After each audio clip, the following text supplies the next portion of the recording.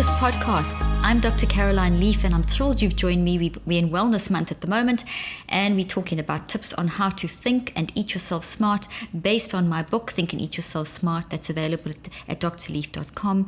And we also have the online version that goes with it, which is great to help you to transform your eating habits and get into that wellness state of mind, and that is called 63 Days to Think and Eat Yourself Smart. My approach is mind-based. I'm a mind expert, a mind specialist, so I look at eating in terms of the thinking component, and eating is 80% in the mind. So how your mind is functioning is going to prepare your body for digestion and influence the amount of nutrition you gain from your food. And it's also very important that you're not in a negative toxic state, because that affects digestion, food choices, etc., etc. Today, we're going to talk about sugar. Everyone likes sweet stuff, and it's okay to like sweet stuff, but we need to like the right sweet stuff. So when we talk about sugar, I just quickly want to remind you of a principle that I have mentioned many times throughout this book and in all my teachings. You would have heard me talk about the concept that we are wired for love, that we don't have any cells or anything, structures in our body that are designed for anything toxic, and that goes for food as well. So we see this wired for love design in our bodies, in our brains, in our minds, in the world that we live in, and in our food. So when we eat the wrong food, like the modern American diet, which is processed food-like products that aren't real food, then this actually goes against the wired for love design of food, and then it's antagonistic to our body, the wired for love design of our body. And you can see this so clearly with sugar. When sugar is distorted, it causes chaos in the brain. So let's talk a little bit about these things. It's actually quite interesting when we go against the wired for love design of the brain. This does definitely cause confusion in food. This definitely causes confusion and chaos in our brain and body. These, when sugar is distorted, it becomes empty calories that have the actual effect of blocking fullness in the brain.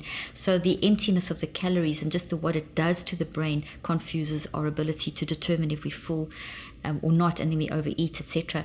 So, you hear a lot about things like high fructose corn syrup, and high fructose corn syrup is a distorted version where sugar has been separated. You get the glucose and the fructose, and when sugar is like reduced to those elements and you take out the fructose, and in the laboratory you turn it into something called high fructose corn syrup, it's a very abnormal structure, and so it changes things inside of our brain. It disturbs our taste buds. Our taste buds are designed to help us enjoy food. So we're designed to enjoy like honey and the sweetness in fruit and the sweetness in some vegetables and the saltiness and the fat taste. Our taste buds are there to help us enjoy those, but they become distorted when we eat the modern American diet, especially sugar. So any foods, the modern American diet with a high processed fat, sugar, salt, literally manipulates how palatable the food is. And it hijacks our reward system, which I've spoken about before. And it actually destroys our desire for real food. Joining me in the studio today is Jessica, my daughter, who runs a Whole Mind Project. And this destruction of the desire for real food, Jessica, is something we really, really concerns you now. We've had a lot of discussions about this and creating toxic addictions. We've had a podcast on toxic addictions and so on. So, just talk a little bit about that. Obviously, Jess. as an organization, we believe that everyone has the right to healthy food that nourishes their mind and their body, that also nourishes their environment. And we also believe that everyone has the right to have the freedom to make those choices. And when it comes to the way that these sugars are being manipulated into getting us addicted quickly and also getting us to eat more and more and more, you feel like a lot of your freedom and your empowerment is, your freedom's been taken away and you're not empowered to make healthy decisions. And you also, many times a lot of these sugars especially are sourced from situations where the people that harvest the sugars, people that are responsible for producing them, are paid incredibly badly or not at all. There's still cases of slavery in terms of sugar plantations today in the 21st century. And many times, it's like child labor situations. And so really, a lot of times we want to, first of all, we have to make sure that all of our sugars are fair trade when we look for them.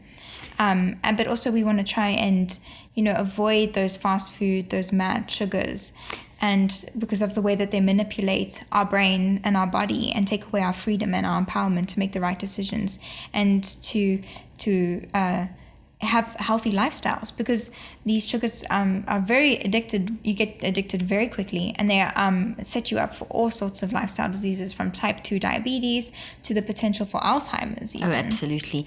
Obesity, fatty liver disease, all of those kind of things. In fact, there's a scientific study that was done in 2001 where where scientists actually discovered that we actually had this protein molecule, and this protein molecule detects sugar, and it's got this fancy name, and it gets very disturbed when we have large quantities of the wrong sugar. So it's there to help us enjoy the healthy sugars like the raw honey and the sweetness. Obviously, because you find sugars in all sorts of food. So sugar is not like, once again, we don't want to go into this reductionist attitude where we think sugar's bad for us, period.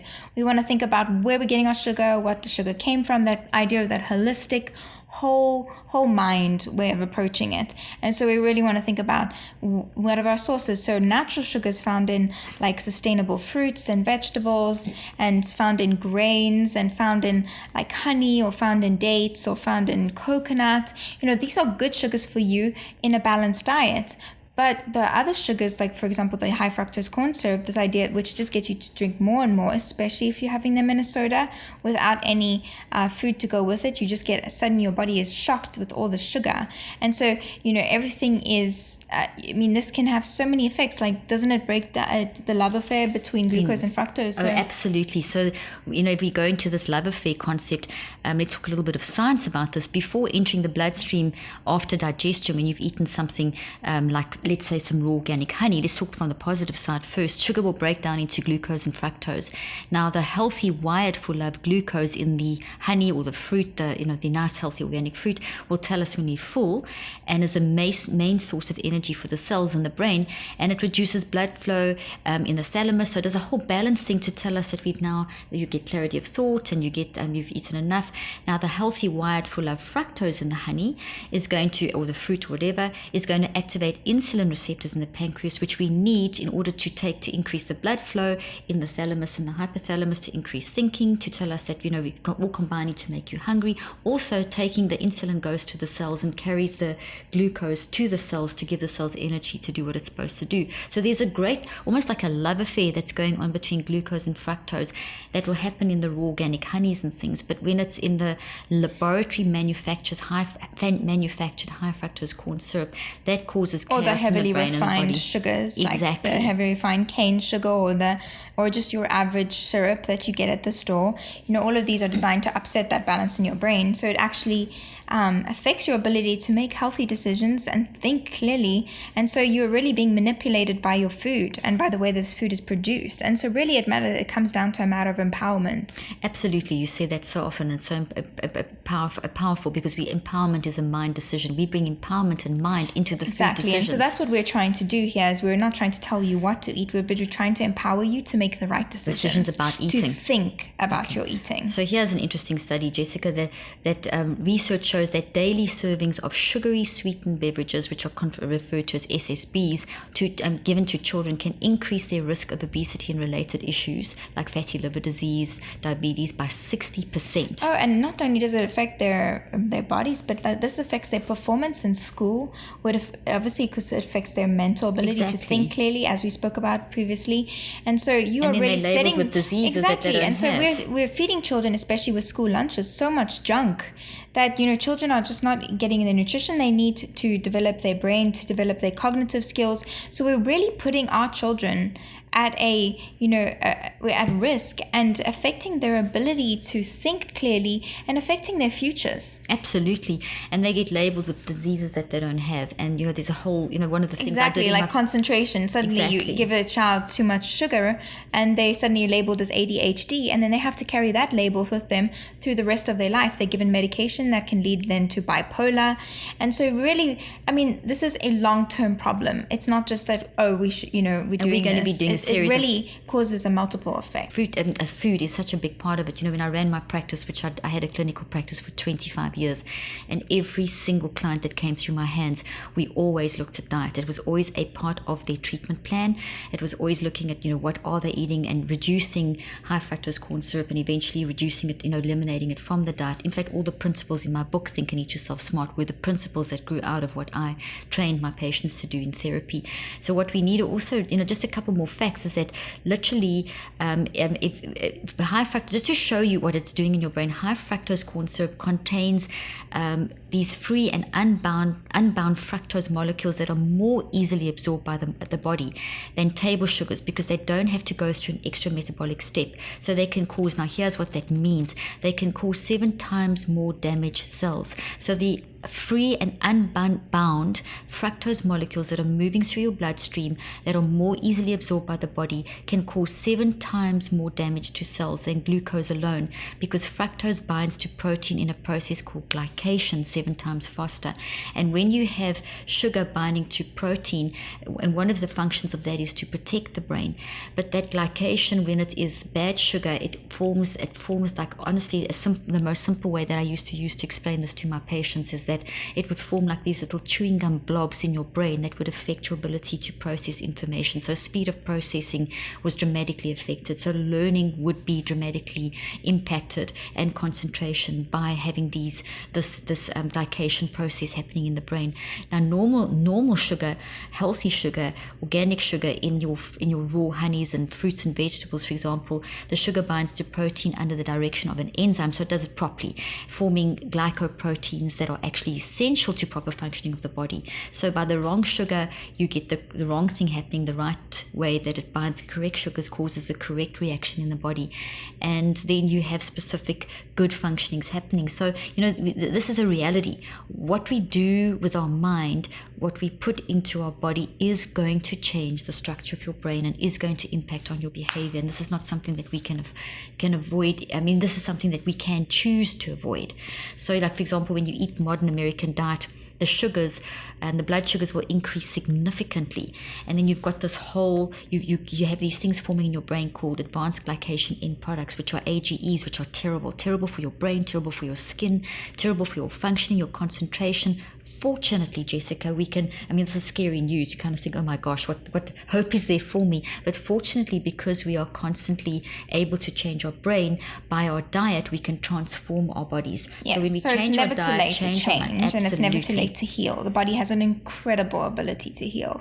And so we really can avoid a lot of the problems by cutting these products out of our diet, by thinking and also eating healthily. So really, a lot of the tips that we've provided within these past podcasts for Wellness Month, and also in Think and Eat Yourself Smart and the online program, they can really help you rewire your brain and rewire your body and change your life.